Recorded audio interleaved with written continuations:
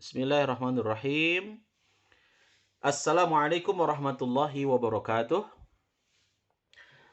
Alhamdulillahirabbil alamin wa bihi nasta'inu ala umuri dunya waddin. Asyhadu an la ilaha illallah wahdahu la syarikalah wa asyhadu anna Muhammadan abduhu wa rasuluh. Allahumma anfa'na bima 'allamtana wa 'allimna ma yanfa'una wa zidna ilman.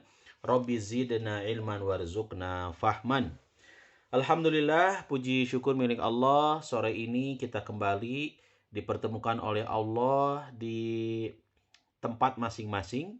Mudah-mudahan Allah Subhanahu wa taala berkahi, Allah ridho pertemuan kita, ngaji kita, dan semoga setiap hari-hari yang kita lalui, hari-hari yang kita lewati betul-betul mendapatkan naungan dari Allah, ridhonya Allah, rahmatnya Allah, dan semoga kita digolongkan termasuk hamba-hamba Allah yang berhak mendapatkan surga Allah karena kita berupaya terus untuk mencari ilmu.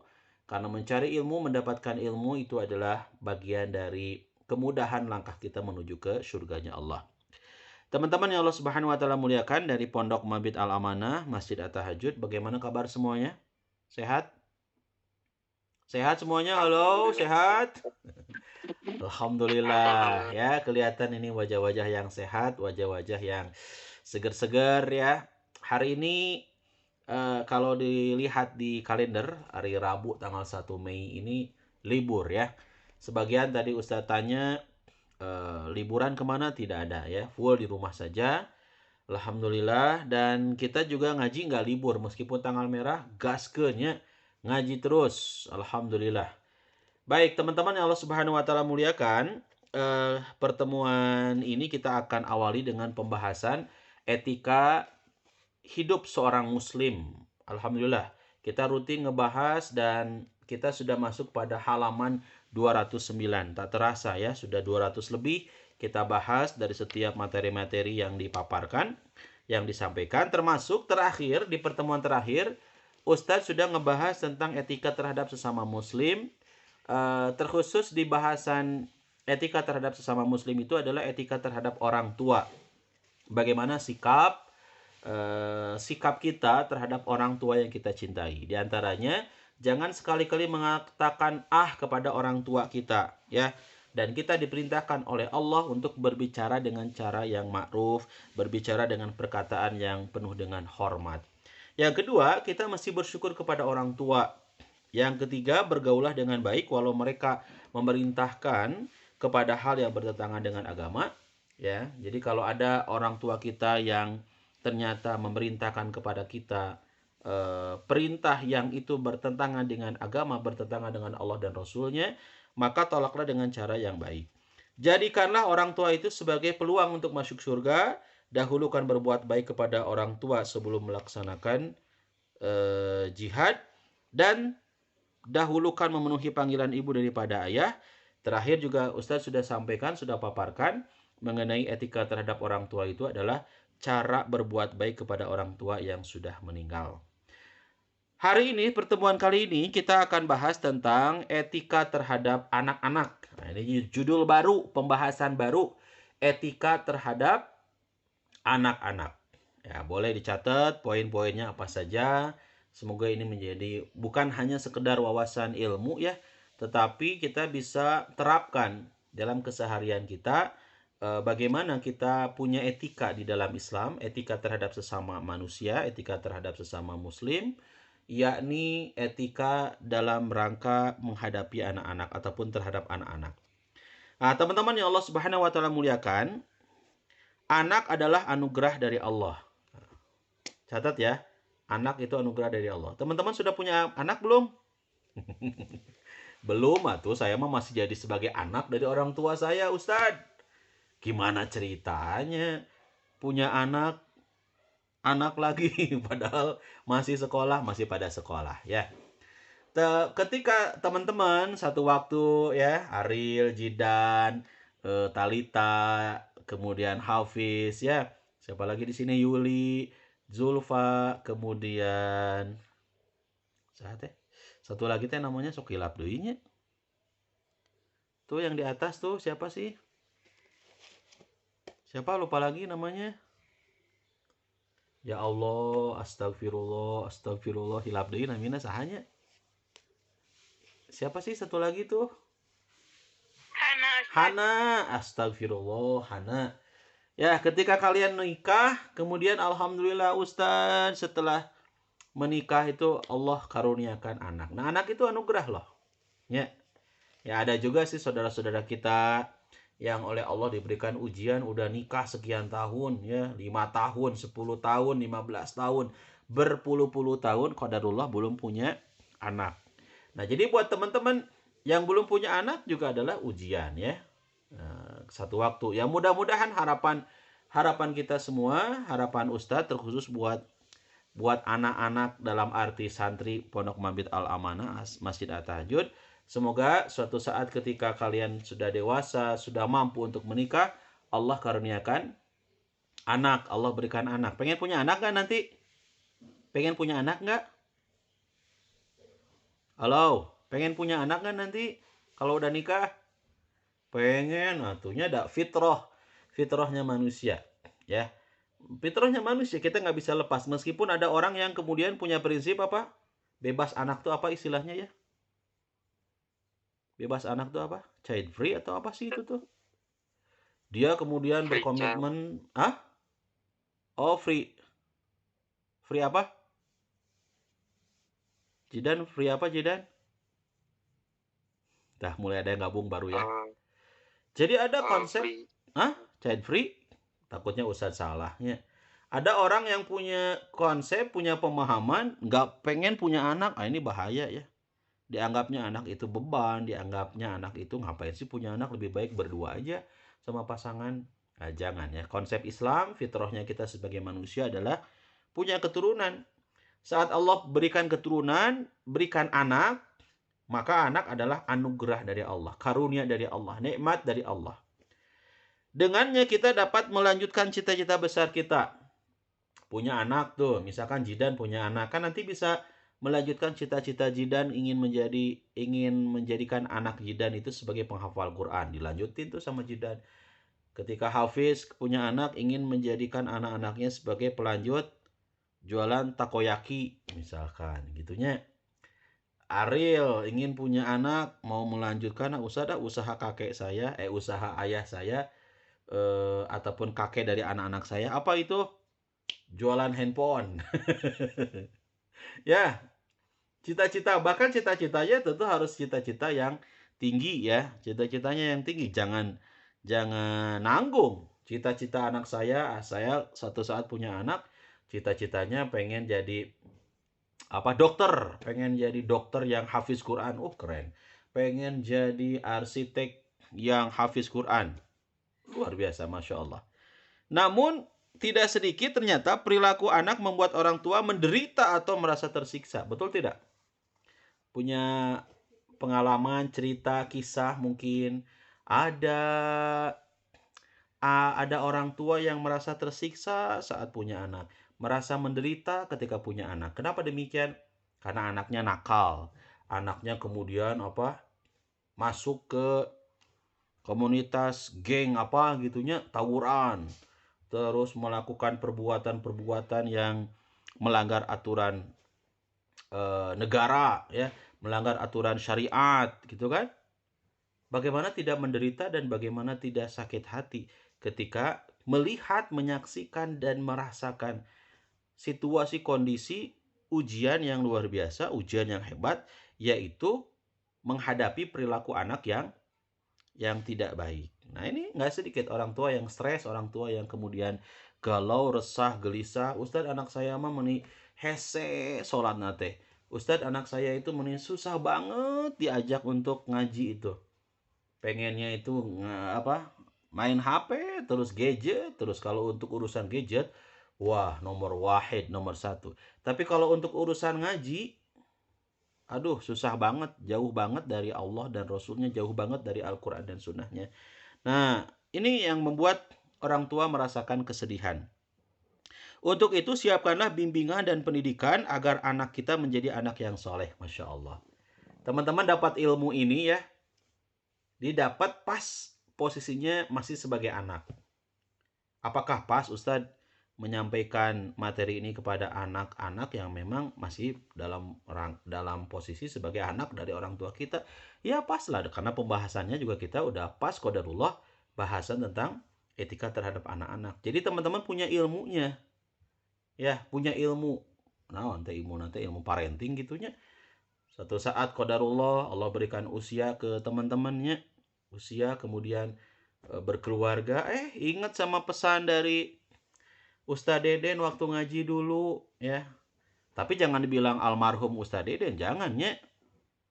Jidan mah seuri ketawa Jidan curiga buah-buah Jidan mah memendam ininya, memendam dendam ya ke Ustadz Deden. Alhamdulillah sina Ustadz, amin sina. Jangan bilang almarhum Ustadz Deden ya. Semoga Ustadz Deden umurnya berkah ya. Jadi kita teman-teman jadi ingat pesan, ya ingat dengan kajian Ustadz Deden tuh tentang etika terhadap anak-anak. Ternyata Islam itu punya konsep yang luar biasa. Islam itu memberikan bimbingan kepada kita, pendidikan bagaimana sih agar saat kita punya anak itu menjadi anak yang soleh. Apa saja petunjuk dari Quran dan hadis, bagaimana mensikapi anak, bagaimana cara kita mendidik anak di dalam Islam. Yang pertama, catat. Yang pertama poinnya adalah selamatkanlah diri dan anak kita dari api neraka. Oh, ya Allah. Ini penting banget nih ya. Nasihat yang sangat luar biasa. Selamatkanlah diri dan anak kita dari api neraka. Ini berdasarkan kepada perintah Allah di dalam Al-Quran, surat At-Tahrim ayat 6. A'udzubillahi minasyaitonirrajim. Ya ayyuhalladzina amanu qu anfusakum wa ahlikum nara wa quduhan nas wal hijaratu 'alaiha malaikatun ghiladun shidadun la ya'sunallaha ma amarahum wa yaf'aluna ma yu'marun. Wahai orang-orang yang beriman, peliharalah dirimu dan keluargamu dari api neraka yang bahan bakarnya adalah manusia dan batu. Penjaganya para malaikat yang kasar lagi keras, yang tidak pernah mendurhakai Allah terhadap apa yang Allah perintahkan kepada mereka, dan mereka selalu melaksanakan apa yang diperintahkan Allah. Quran surat At-Tahrim ayat 6. Jadi ini poin yang pertama ya. Poin yang pertama yang mesti diingat oleh teman-teman, juga oleh Ustadz secara pribadi, untuk menyelamatkan bukan hanya diri kita aja. Ya. Yang udah punya istri, berarti istrinya juga jangan sampai celaka ya.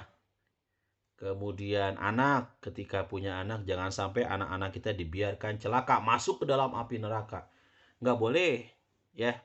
Seneng kan kalau satu keluarga bareng-bareng masuk surga bareng. Dulu di dunia bareng tuh ya, taatnya bareng. Kemudian saat Allah Subhanahu wa Ta'ala mempertemukan kita di akhirat bersama dengan keluarga kita, Masya Allah ketemu lagi bareng. Seneng nggak teman-teman? Seneng dong ya, ketemu lagi dengan keluarga kita, dengan ayah kita, dengan ibu kita nya, tepang deui sareng mama. Alhamdulillah mah tepang deui di surga gitu ya, ketemu lagi sama abi ya, sama aba, sama ayah, sama bapaknya, ketemu sama istri, sama suami, ketemu lagi sama anak-anak di surganya Allah. Kenapa? Karena sewaktu kita di dunia kita udah paham betul bagaimana caranya menyelamatkan diri kita, keluarga kita, anak-anak kita dari api neraka. Ya caranya gimana? Ya salah satunya teman-teman yang rasakan. Ini perjuangan loh, ikhtiar dari orang tua kita yang harus kita hormati ya, kita bersyukur orang tua kita memberikan fasilitas ke kita, sekolahnya, ngajinya, nggak lupa gitunya. Sok, Masya Allah, kan seneng kalau orang tua itu ngedorongnya, ya, Jidan, Hafiz ngaji dulu, Ril ngaji, udah jam 4 nih, udah jam 4 lewat, ayo ke masjid at-tahajud, kan qadarullah. Ya. Seneng kalau orang tua ikut support. Sungguh sangat sedih ketika ada orang tua yang cuek, nggak peduli, Anak saya mau ngaji nggak ngaji, yang penting mah dia sekolah, udah sekolah kerja ngasih uang ke saya. Kan nggak sedikit kayak gitunya. Cuek we ketika anaknya nggak ngaji teh, nggak ada sedikit pun rasa gitu kan untuk eh, ada tanggung jawab gitu kan. Kita hidup bukan hanya di dunia saja, kelak kita akan meninggal, kelak kita akan ke akhirat, maka semuanya akan dimintai pertanggungjawaban, termasuk teman-teman kelak ketika udah nikah, punya anak, ya, please mohon ngaji mah nomor wahid, nomor satu, ya, dorong, ya. Ustadz, masalahnya anak saya ini sukanya adalah pelajaran kimia, matematika, bahasa Inggris, atau kemudian senangnya biologi dan sebagainya. Nggak apa-apa, bagus, justru harus punya keahlian itu ya. Tapi dibarengi, ya, diiringi dengan apa? Diiringi dengan Al-Qur'annya, diiringi dengan ngaji Qur'annya, diiringi dengan ngaji hadisnya, agar saat mereka menjadi ilmuwan, jadilah ilmuwan yang soleh, ilmuwan yang bukan sekedar penghafal Quran gitu kan, tapi dia juga menjadi pengamal Al-Quran. Kan keren, hebatnya para ilmuwan-ilmuwan itu kelak adalah mereka yang punya latar belakang keagamaan yang keren dan yang hebat, Masya Allah. Insya Allah, mudah-mudahan Allah Subhanahu Wa Taala menyelamatkan kita semua dari api nerakanya. Caranya ya, hayu kita berikhtiar. Posisi saya sampai sekarang masih sebagai anak, gimana caranya Ustadz? Ya dukung, support orang tua pengennya, pasti orang tua itu pengennya yang baik ke kita sebagai anak-anak ya. Ya kitanya taat kepada orang tua.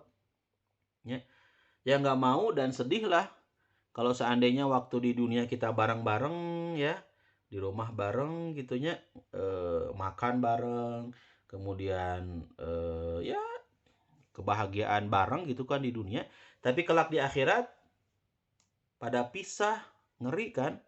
Orang tua di neraka, kitanya di surganya, sedih, atau kitanya di neraka, nauzubillah, orang tua di surga, sedih lah ya. Dan semua akan dimintai pertanggungjawaban. Jadi kita pengen banget semuanya selamat, sebagaimana doa yang selalu kita minta ke Allah ya. Rabbana atina fid dunya hasanah wa fil akhirati hasanah wa qina adzabannar. Kita minta ke Allah apa? Hasanah, kebahagiaan, keselamatan gitu kan, kebaikan, kesuksesan, hidup di dunia dan di akhirat kelak. Dan kita minta ke Allah apa? Jangan sampai kita menjadi penghuni neraka, jauhkan dari siksa neraka, hindarkan dari siksa neraka. Itu doa yang sangat luar biasa, ideal banget ya. Kita sebagai hamba Allah minta ke Allah agar diberikan hasanah di dunia, hasanah di akhirat, dan dihindarkan dari siksa neraka. Ini poin yang pertama ya, etika terhadap anak-anak. Yang pertama adalah selamatkanlah diri dan anak kita dari api neraka. Yang kedua, anak adalah amanah dari Allah. Anak adalah amanah dari Allah. Hal ini diungkapkan oleh Allah di dalam Al-Quran surat Al-Anfal. Surat ke berapa Al-Anfal? Ayo, Al-Anfal surat ke berapa? Halo, jawab. Surat Al-Anfal, ayo. 8? Betul? Al-Anfal surat ke-8, betul? Real, betul Real? Hana, betul Al-Anfal surat ke-8? Halo, mana suaranya? Betul Ustaz. Oh, betul. Alhamdulillah. Al-Anfal surat ke-8 ayat 26 Ya. sampai 27. Anak adalah amanah dari Allah. Di ayat ini disebutkan ya. A'udzubillahi minasyaitonirrajim. Ya ayyuhalladzina amanu. Ya ayyuhalladzina amanu la takhunullaha war rasula wa takhunu amanatikum.